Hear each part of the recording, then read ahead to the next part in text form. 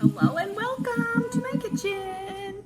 It is 4 o'clock and that's usually when I desperately need to start dinner. So that's what I'm gonna do. We were just on a Facebook Live with my Facebook group for Mind Your Matter. Anyway, and I was talking about, you know, some things that I got from Amazon stuff with some friends and talked about our new collaboration that we're doing here in March. Anyway, all the playlists will be below if you want to check that out. We are going to make a quiche for dinner. We're gonna have Brinner. Have you ever heard of Brinner? Breakfast for dinner. Sometimes we just call it breakfast for dinner, but Brinner's kind of funny to say.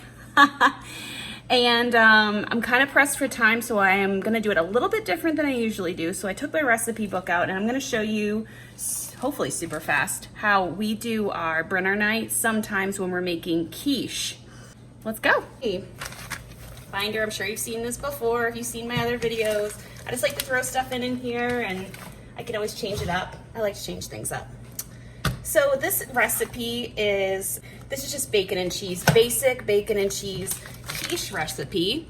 And it says that it's going to be pretty quick, so that's perfect. I don't always follow the recipe to the T, but I do like to have a guideline how hot my oven should be. Actually, I need to turn it down. I put it at 375. Whoopsies. 375 is like the standard. Does anyone else do that? 375 just always comes in my mind. Anyway, we changed it. We're good. We're okay. So the bacon and cheese quiche recipe is just like really basic. I changed it up. So I'm going to show you a variation today. Probably not my favorite, but it'll be okay. It will work out. So I have some lunch meats. I'm actually going to sliver this up. Here's some ham and here's some turkey. So I'm going to sliver that up because that's what I have on hand. I got some amazing Asiago wedge that I got from BJ's. Yes, it looks initially expensive, but if you check out the other cheeses you buy, you get a bigger punch for your money here. And when it's freshly grated, oh, it's so good. It's so good. Anyway, we're going to get this started and hopefully get it in the oven in time for everyone to eat.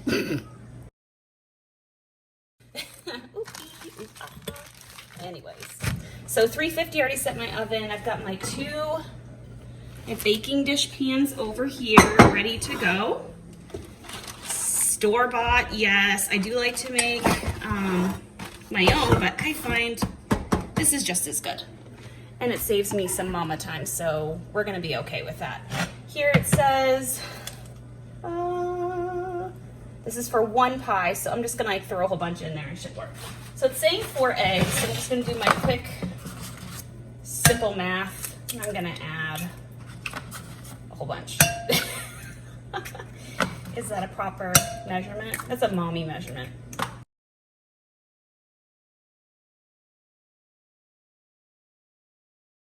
I told you, I do not follow the recipe at like all. It's a guideline. It's not the rule. It's not the law. All right, so this is going to go. Finish that. That happens all the time. And it looks like I need to add some milk. Get that. Again, I'm not measuring. Sorry for everyone who's like OCD about it. I just throw it in there. It'll work out fine. It always does. Let me give it a little whiskey.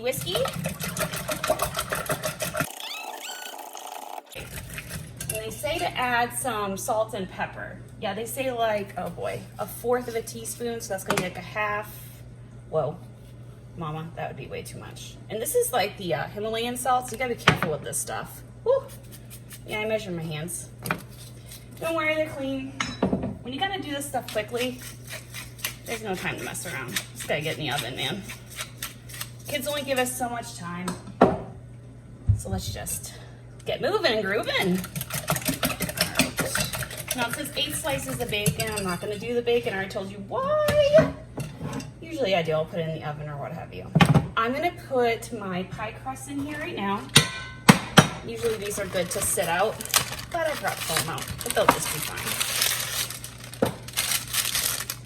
They'll be fine.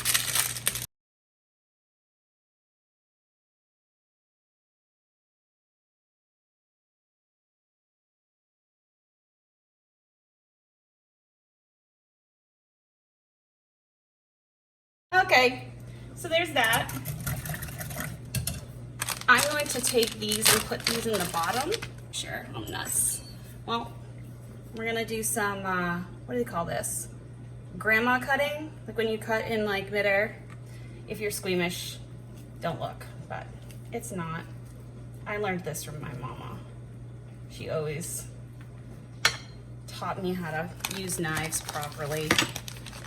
Yeah, she gave me a sharp knife, and yeah, you know, things happen. You're cutting carrots and, you know, you catch your skin or something, but you learn. And she wasn't putting me in danger. She was right there, she was helping me, and you learn eventually how to, you know, push just right. Now that might look a little, gonna be super tasty. Some of my kids are squeamish about this, you know, meat, but when it cooks in here, it's so good. Tastes just like I had taken some turkey bits or whatever and roasted them up. If I had hamburger or something else in my fridge, I know I have some like taco chicken meat or something from taco night. I'm not gonna use that, but you really can just do anything. Just rework your leftovers so that you have, you're not wasting them. Rework those leftovers. Your family will know. I know some people don't like leftovers, but it's a fact of life. You have to eat leftovers. You just do. Sorry if I made someone mad. Just work them, dash them up, you know, kind of spice it up a little bit. Reimagine it and use your food. Don't just waste it. So anyway, I think I learned that from my mom too.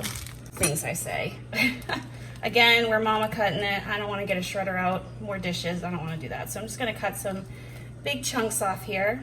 This is Asi. Oh, poor Asiago. Oh, you know what? That's okay. It was just one chunk. So I'm going to go in with this. And we've only been at this for, and I've been chatting like crazy, so 9 minutes. I could do this a million times faster without chatting, but it's fun to chat with a friend.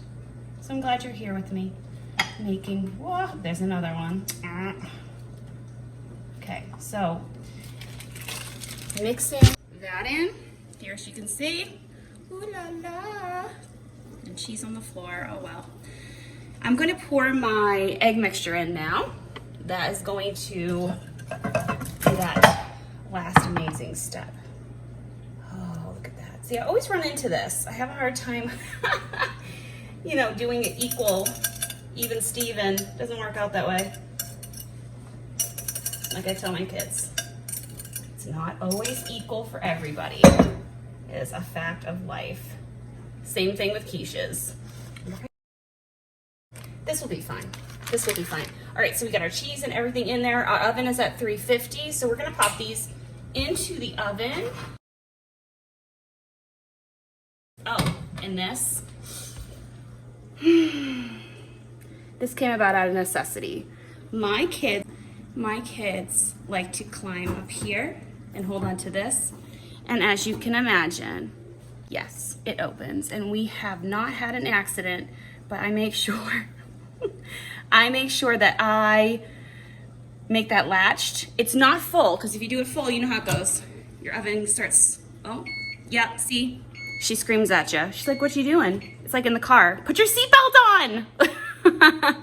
Your oven's going, no, unlock me. You're not, you know, cleaning me, for sure. Anyway, so they're in there. Awesome. I'm so excited. We've been on for 11 minutes, but most of it's chatting. So the bacon and cheese quiche recipe turned into a ham and turkey, some Asiago cheese. I like adding the nice cheese because it really does like pick up the pace. Salt, pepper, eggs, however eggs you want. Egg it up. It always works. Milk, put it in there, whatever you need to go ahead and make this. It's gonna be super good. This one actually calls for cheddar cheese, mozzarella, and Parmesan. I think I made it to recipe the first time. It was pretty good, but there's so many variations. You could put spinach in here, tomatoes. My kids are kind of picky about that stuff, so I don't do it, but I love it. You could just like empty all your wilty veggies in there and it would just be absolutely diner perfect. So we're gonna wait here for 40 to 50. So that's gonna be absolutely perfect because it's 4:11. It's gonna be coming out And I'm gonna set my timer. Let's see, set out for 5 to 10 minutes before cutting. Insert a knife, make sure it comes out clean, yada, yada, yada. So all the good things, all the good things. Well, thanks for coming along with me. I appreciate it. But this is what we do for Brinner.